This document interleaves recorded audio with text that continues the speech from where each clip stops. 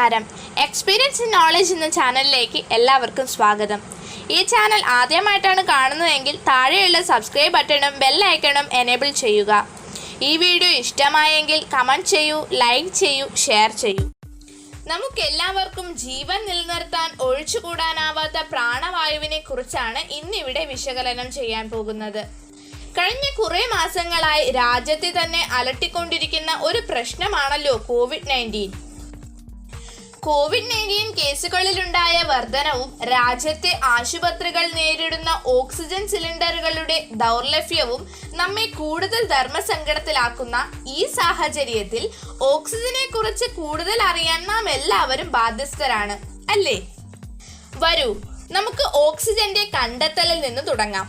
ജീവന്റെ ഭക്ഷണം എന്ന് വിളിക്കാവുന്ന ഒരു വാതകം അന്തരീക്ഷത്തിലുള്ളതായി 1604 പോളിഷ് ആൽക്കമിസ്റ്റ് ആയിരുന്ന മൈക്കിൾ സെന്റിവോഷ്യസ് കണ്ടെത്തി. ജീവന്റെ നിലനിൽപ്പിന് ആധാരമായ ഈ വാതകത്തിന്റെ സാന്നിധ്യം അന്തരീക്ഷത്തിൽ ഉറപ്പിക്കാൻ കഴിയുന്ന ഒട്ടേറെ പരീക്ഷണങ്ങൾ അദ്ദേഹം നടത്തി. 1771-72 കാലഘട്ടത്തിൽ സ്വീഡിഷ് ഫാർമസിസ്റ്റ് ആയിരുന്ന കോൾ വില്യം ഷീൻ മെർക്കുറിക് ഓക്സൈഡ് ചൂടാക്കി സമാനമായ വാതകം നിർമ്മിച്ചു. ജ്വാലാവായു എന്നാണ് അദ്ദേഹം അതിന് നാമകരണം ചെയ്തത്. ഇനി പ്രീസ്ലി എന്ന ശാസ്ത്രജ്ഞൻ ഓക്സിജനെ എങ്ങനെ കണ്ടെത്തി എന്ന് നോക്കാം. സെന്റിവോഷ്യസും ഷിലും കണ്ടെത്തിയ മേൽപ്പറഞ്ഞ വാതകം ഓക്സിജൻ ആണെങ്കിലും ഓക്സിജന്റെ കണ്ടുപിടുത്തത്തിലൂടെ പ്രസിദ്ധനായത് ബ്രിട്ടീഷ് പുരോഹിതനായിരുന്ന ജോസഫ് പ്രീസ്ലിയാണ്. സൂര്യപ്രകാശത്തെ ഉപയോഗിച്ച് മെർക്കുറിക് ഓക്സൈഡിനെ വിഘടിപ്പിച്ചാണ് പ്രീസ്ലി ഓക്സിജൻ വേർതിരിച്ചെടുത്തത്. ഈ വാതകത്തിന്റെ കണ്ടെത്തൽ 1775 ആദ്യമായി പ്രസിദ്ധപ്പെടുത്തിയത് പ്രീസ്ലി ആയതിനാലാണ് ഈ കണ്ടുപിടുത്തം അദ്ദേഹത്തിന്റെ പേരിൽ അറിയപ്പെട്ടത്. അണഞ്ഞ അഗ്നിയിൽ നിന്നുള്ള വായു എന്ന അർത്ഥം വരുന്ന ഡീഫോജിസ്റ്റിക്കേറ്റഡ് എയർ എന്നാണ് അദ്ദേഹം ഈ വാതകത്തെ വിളിച്ചത്. നമ്മളിൽ ചിലർക്കെങ്കിലും പേരിനു പിന്നിൽ ചില തെറ്റിദ്ധാരണകൾ അല്ലെങ്കിൽ കുഴച്ചിൽ അനുഭവപ്പെട്ടിരിക്കാം, അല്ലേ? അതുപോലെ ഇവിടെ നമ്മുടെ ശാസ്ത്രജ്ഞൻ പ്രീസ്ലിക്ക് ഓക്സിജന്റെ നാമകരണ പ്രക്രിയയിൽ എങ്ങനെ തെറ്റിദ്ധാരണയുണ്ടായെന്ന് അറിയണ്ടേ? പ്രീസ്ലിയും മറ്റുള്ളവരും കണ്ടെത്തിയ ഈ വാതകത്തിന് ഓക്സിജൻ എന്ന് പേരിട്ടത് പ്രസിദ്ധ ശാസ്ത്രജ്ഞനായ ലാവോസിയെ ആണ്. കൃത്യമായ പരീക്ഷണ നിരീക്ഷണങ്ങളിലൂടെ ഇത് ഒരു മൂലകമാണെന്ന് അദ്ദേഹം തിരിച്ചറിഞ്ഞു. വസ്തുക്കളുടെ ജ്വലനത്തിനും ജീവികളുടെ ശ്വസനത്തിനും ഒഴിച്ചുകൂടാനാവാത്ത ഈ മൂലകം വായുവിന്റെ ഏറ്റവും പ്രധാനപ്പെട്ട 2 ഘടകങ്ങളിൽ ഒന്നാണെന്ന് അദ്ദേഹം കണ്ടെത്തി. ജീവവായു എന്നാണ് ആദ്യം നൽകിയ പേര്. രണ്ടാമത്തെ പ്രധാന ഘടകം നൈട്രജൻ ആണല്ലോ. നൈട്രജനെ അദ്ദേഹം നിർജീവ വായു എന്നും വിളിച്ചു. ആസിഡുകളുടെ അഥവാ അമ്ലത്തിന്റെ പ്രധാന ഘടകമാണ് ജീവവായു എന്ന് അദ്ദേഹം തെറ്റിദ്ധരിച്ചു. ഇക്കാരണം കൊണ്ട് തന്നെ അദ്ദേഹം ഈ മൂലകത്തെ അമ്ലജനകം എന്ന അർത്ഥത്തിൽ ഓക്സിഡ് എന്നാൽ ആസിഡ് എന്നും ജെനിസ് എന്നാൽ ജനിപ്പിക്കുന്ന എന്നും സൂചിപ്പിച്ചുകൊണ്ട് ഓക്സിജൻ എന്ന് നാമകരണം ചെയ്തു. എന്നാൽ ആസിഡുകളുടെ പ്രധാന ഘടകം ഹൈഡ്രജൻ ആണെന്ന് പിന്നീടാണ് തിരിച്ചറിഞ്ഞത്. എങ്കിലും ലാവോസിയെ ആ പേര് മാറ്റാനൊന്നും പോയില്ല കേട്ടോ. കാരണം ഓക്സിജൻ എന്ന പേര് അത്രമേൽ പ്രചാരത്തിലായി മാറിയിരുന്നു.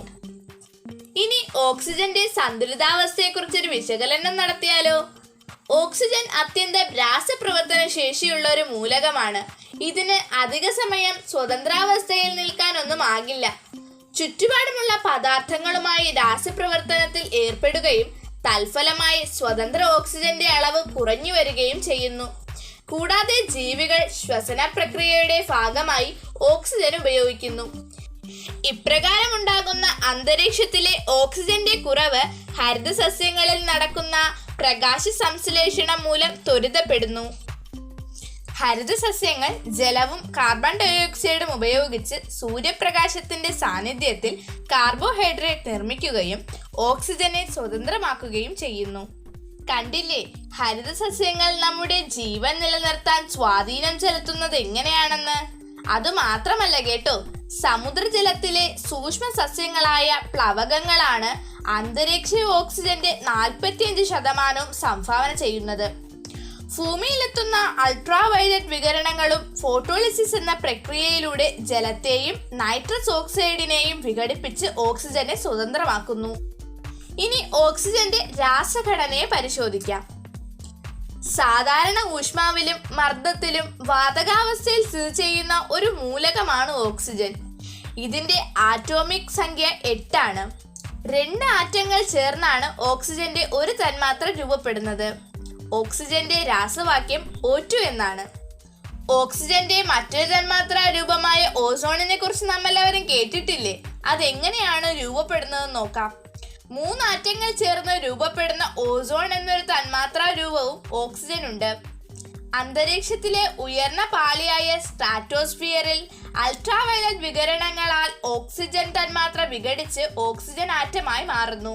ഈ ഓക്സിജൻ ആറ്റങ്ങളിൽ ഒന്ന് സാധാരണ ഓക്സിജൻ തന്മാത്രയുമായി ചേർന്ന് 3 ആറ്റങ്ങളുള്ള ഓസോണായി മാറുന്നു. ഇങ്ങനെ അന്തരീക്ഷത്തിൽ രൂപം കൊള്ളുന്ന ഓസോൺ കവചത്തിനെയാണ് ഓസോൺ പാളി എന്നറിയപ്പെടുന്നത്. ഇങ്ങനെ രൂപപ്പെടുന്ന ഓസോൺ പാളി വിനാശകാരികളായ അൾട്രാവയലറ്റ് വികിരണങ്ങളെ ഭൂമിയിലെത്താതെ തടഞ്ഞു നിർത്തി ഒരു കുടക്കീഴിൽ എന്ന പോലെ ഭൂമിയെ സംരക്ഷിക്കുന്നു. ഇനി വരും തലമുറയ്ക്ക് ഏറെ ഉപകാരപ്രദമാകുന്ന ഓക്സിജൻ ഉത്പാദിപ്പിക്കുന്നത് എങ്ങനെയെന്നറിയണ്ടേ?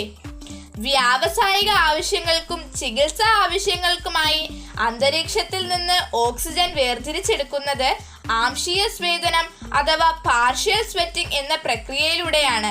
അതായത് അന്തരീക്ഷ വായുവിൽ 21% ഓക്സിജനും 78% നൈട്രജനും മറ്റുള്ള വാതകങ്ങൾ 1%, ആർഗൺ 1%, 4% കാർബൺ ഡൈഓക്സൈഡുമാണെന്നുള്ള കാര്യം നമുക്ക് എല്ലാവർക്കും അറിയാവുന്നതല്ലേ.